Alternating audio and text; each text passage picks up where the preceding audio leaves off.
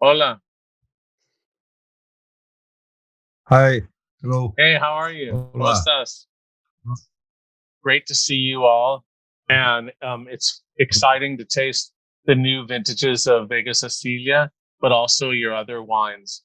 And so I just wanted to, first talk a little bit about the vintages, because your wines always show a lot of freshness and complexity. And I wanted to get your idea, for example, the Macàn from Rioja are both there's 18 and 17. Maybe Gonzalo or Pablo, you can speak a little bit about the two vintages. They're obviously very different. 17 was very hot and dry, and 18 a little bit fresher. What are your thoughts, Gonzalo, about the 2 years? Well, for me, 17 was really a challenging vintage because it was warm and dry, but also we had the frost and we have some hills. So it was like a challenging vintage where we should think to do less extraction and to work more smoothly the wood, and thanks to the foodrest, we could work the texture of the tannicity and to make the tannicity more fine and more velvety. But it was in fact for me one of the most challenging vintage of the last years. So 18, in the other hand, was more fresh, was more raining. I love this Atlantic vintage. It was a vintage where there was more pressure of botrytis, but Enrique is doing a great job in the vineyard, and we could manage it very well.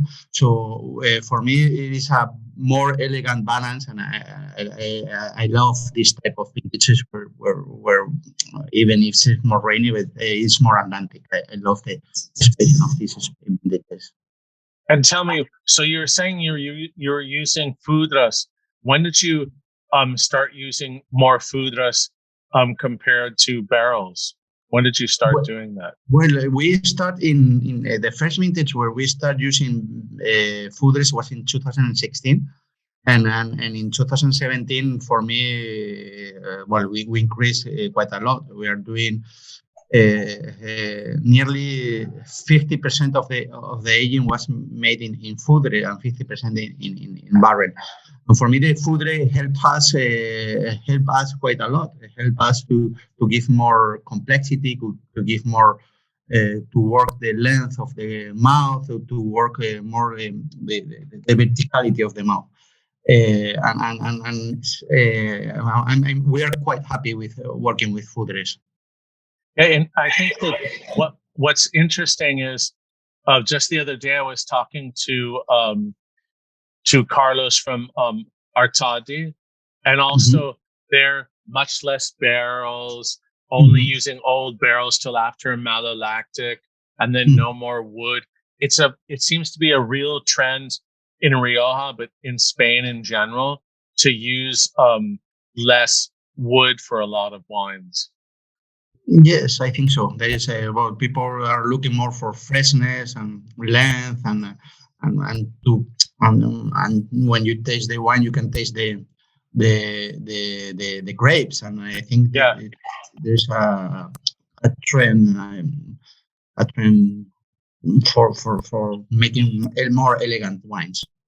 But for example, then you have Vega Sicilia, which spends 5, 6, 10 years in barrel, but the wines always really speak from where they're from. So it's just sort of different. Some people less wood, but then Vega Sicilia is Vega Sicilia. I guess is that just the uniqueness of the terra of the terroir? What is it? Yeah, well, the terroir the terroir we have there is something mystic, and I think when you taste the grapes, you can see the difference between the grapes there and the grapes from León, for example. And we have something there that makes our wines amazing. And I think the long aging process is also something unique. How we age wines for Unico, we start the aging in barrel the first year. The second year, part of the wines goes back in old barrels, but part of the wines goes in big wooden vats of 220 hectoliters. And from then on, the third, fourth, and fifth year of aging, is always in big wooden vats. And for me, how you age the wines, or how the expression of the wines change with these wooden vats, it's incredible. How you win in thousands of different layers, how you win in finesse, in complexity. And for me, it's a unique way of aging wines. And I love this aging wine. I love how we age these wines. But the wines always seem the character of your estate in the Duero, in the Ribera del Duero, really comes out still. So, it's like the old saying that great terroir, it doesn't matter what you do in the end. If it's so great and strong, it comes through. No? Completely. I think great terroirs are over the winemakers. Great terroirs have to be there. And for me, we are in a huge terroir. I completely agree. And tell me, I have to say, over the years, like in the recent vintages, your Valbuena 5 años, it's like it seems to be getting better every year. Is that obviously that must be you're just doing incredible things in the vineyard, or the vines older, but every year I'm just like, wow, this is really fantastic. Thank you. Well, I think the work we do in the vineyard, sorry, Pablo. It's just, I would like to say that we are working a long time ago in the quality of Valbuena, no? And obviously the quality of the vineyard is every year better. And then we work a lot to improve the quality of Valbuena 5. And I think that the last year, this has been fantastic Valbuena, no? I totally agree. But even the year before, let me see. Yeah, I agree that I like the 17 better than the 16. But it's rich, but then fresh and has good, energy. And you would think 17, like, whoa, maybe too ripe and dry, but not at all. It's so beautiful and crafted, and you taste it, you just want to, drink it right away. It's so good. Explain again the difference between the Valbuena 5th and then the Vega Sicilia. He said, I'm Gonzalo, you've told me before, but is that different parcels, or what's the difference? It's different parcels. We use normally we have around 100 hectares for Valbuena. We use normally when they are maybe a little bit too young to be used for Unico, even if they are in good soil, we use it for Valbuena, or the first part of the slopes of Unico. And for me, they are really nice terroirs, and the aging is quite different. The aging is first year in barrel, but the second year everything is we do a pre-blending where we blend the Merlot, and we use a wooden batch of 85 hectoliters to 220 hectoliters. For me, this second year of aging, it's amazing how the texture of the wine changed, how we win in finesse, and how we win in elegance, and how we win even, for example, 17, as you said, it was a warm vintage. But with this second year of aging, the wine became more fresh and became more elegant. And for me, Valbuena is a direct expression of our brand. I like it very much. I love the expression of Valbuena.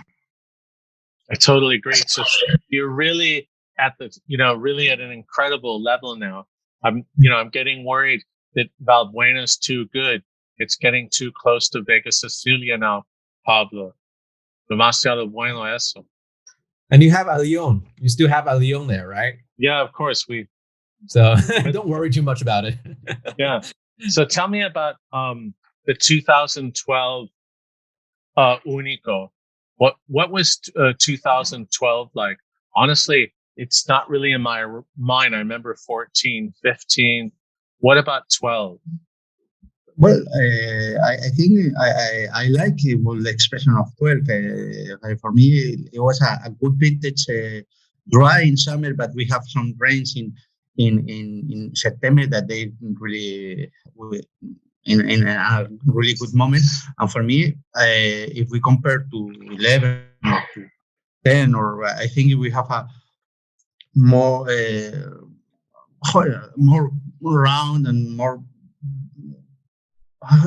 Well, I like the special, more complex vintage. I don't know. What do you think about the Unico 12?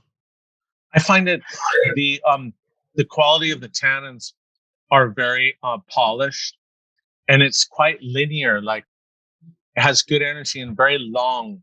Like it's tight like this, and then just goes long like this.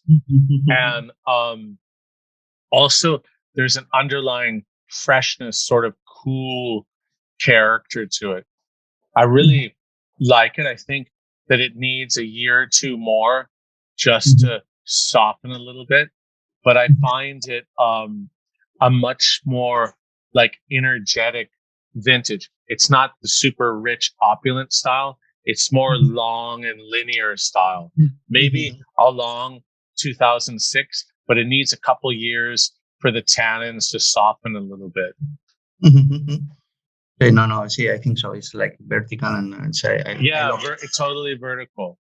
And then when we go to the Reserva Especial, what years is the is this wine? Is the but it says 8, here, yeah, 8, 10, and 11. Okay. If we compare to last year, we have a little. We have 2008. Last year, Reserva Especial was 2009, 10, and 11. This year is 2008, 10, and 11.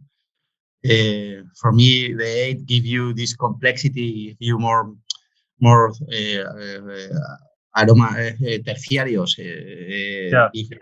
The complexity, the elegance, and I like it very much. I think it's a more subtle wine,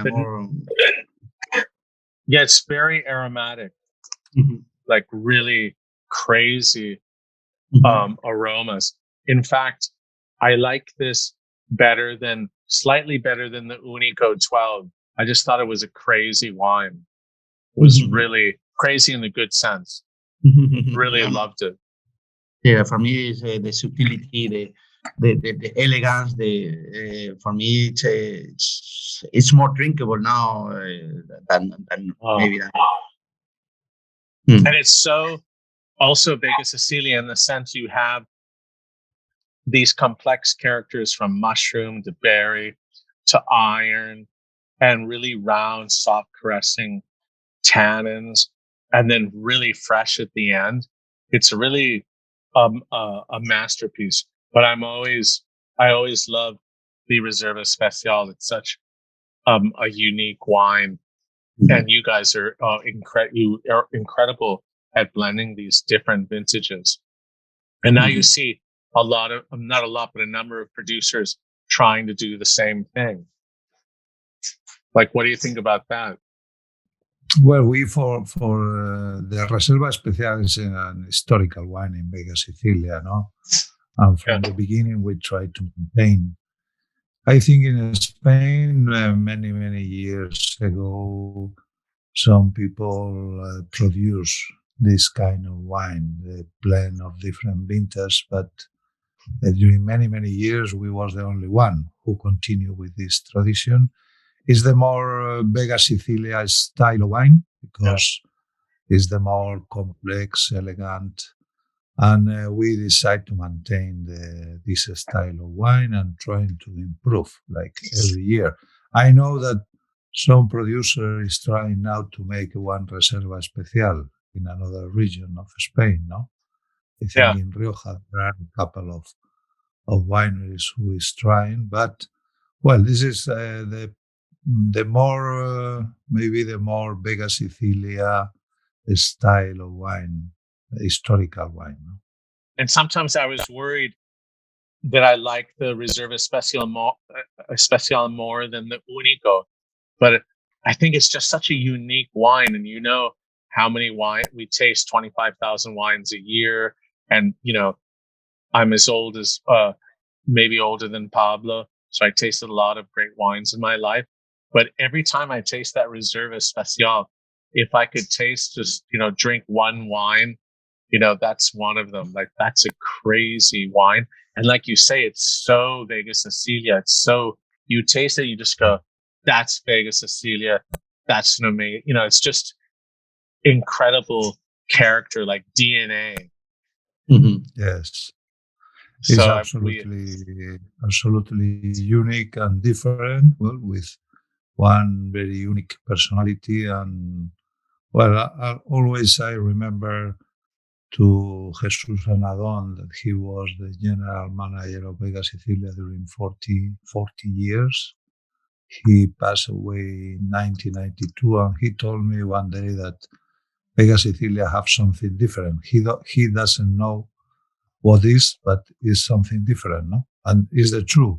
The Vega Sicilia wines has one personality that is very difficult to find the same personality in the world, no? I totally agree with you. That's the and that's the definition of a unique wine, is that you have this real personality, particularly in that Reserva Especial, where the DNA, the chemistry just works together, and you just get this crazy, wonderful experience drinking it.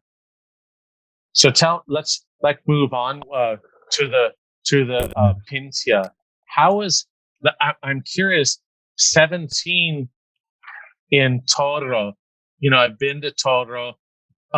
It's a unique place with the low vines, and it's so hot. And then I thought to myself that 17 would be like marmalada, that it would be really jammy, but it's not. It's really fresh. And that's across the board. A lot of Toros I tasted, they're very good. What happened? Why did Toro make really excellent wines in 17? Well, I think people, I think we are focusing more and more in the freshness. And for me, it was one of the soonest harvests ever in Toro. We start the 6th of September and we really run. So we pick the berries in al dente. We didn't try to ripe too much.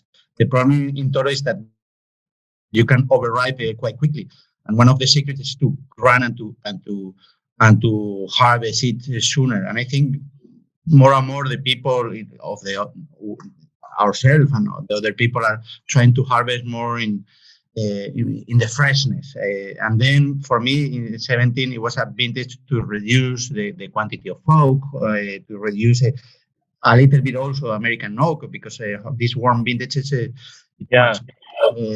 balance of the French can give you more freshness. So it was a vintage to try to adapt yourself, to try to make finesse or elegance. And I think the result is not that bad. I think it's good. And what's interesting is the wine has more like blue fruits.